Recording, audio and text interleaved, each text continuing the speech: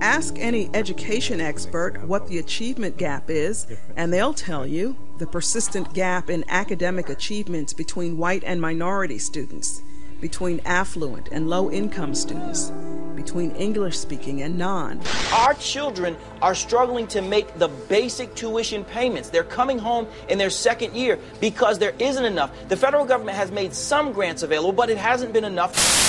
Families don't make $50,000 a year, so how can they afford to pay $50,000 a year to go to college? With each budget cut, we cut parts of the university, but $105 million is actually an enormous amount of money. In fact, one of the major goals of the No Child Left Behind Act was to eliminate the gaps between these different groups of children. And no wonder. The disparity in academic achievement is linked to a variety of problems: lower lifetime earnings, an increased dependence on social services, a higher incidence of crime and imprisonment. Many states determine how many prison cells to build based on the rate at which third graders are reading below grade level.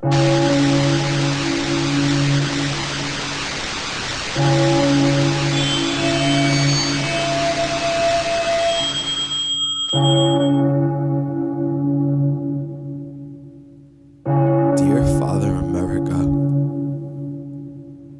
you left me premature entombment in your will, so now my chances of survival are even lower than South Florida graduation rates, but I just want to see the sun set one more time.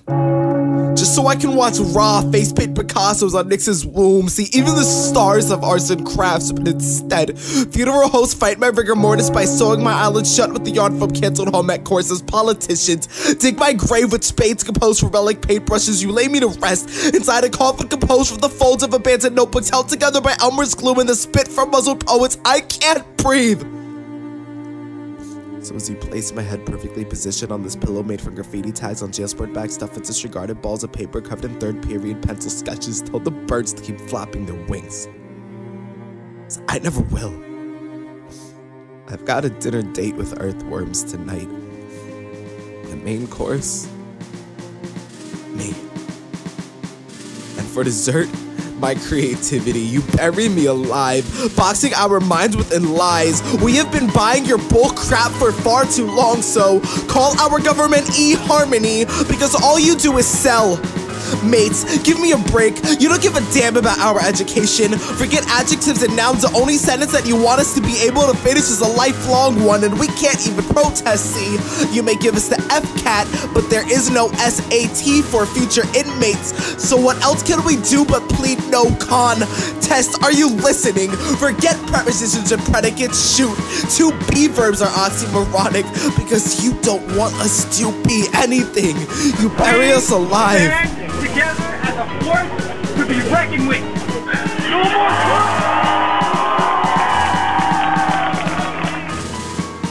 Even when you make us brain dead, you can never take away our heart. Even when we depart from this earth, we will rebirth. The youth are not lost. We are found poets. So even in our deaths, we will never be forgotten. No NyQuil needed. We are immune to the coffin, cause see, even skeletons are still pharaohs.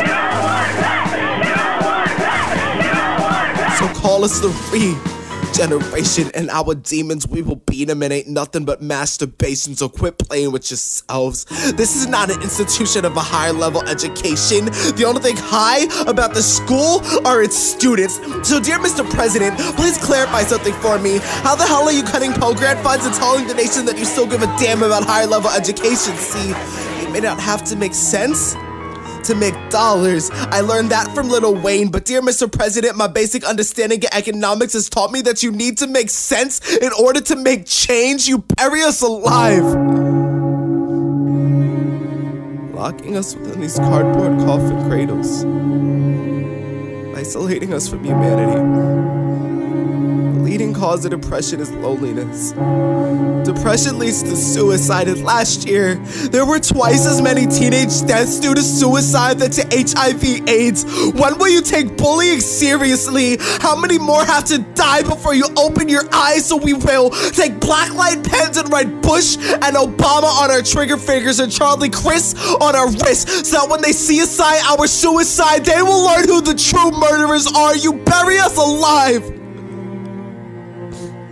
You have turned our theaters into morgues, so now the only performers in our studios are spiders dancing across cobweb silk stage as well. Well, if there are no more ballets to dance in, I bet this knife will tango end. And if there are no more stages to perform on, I bet this coffin will listen in. And if there are no more audiences to awe, at least this gun will clap for me. At least this gun will clap for me. You bury me alive. You bury us alive. America, you are a terrorist, and this is genocide.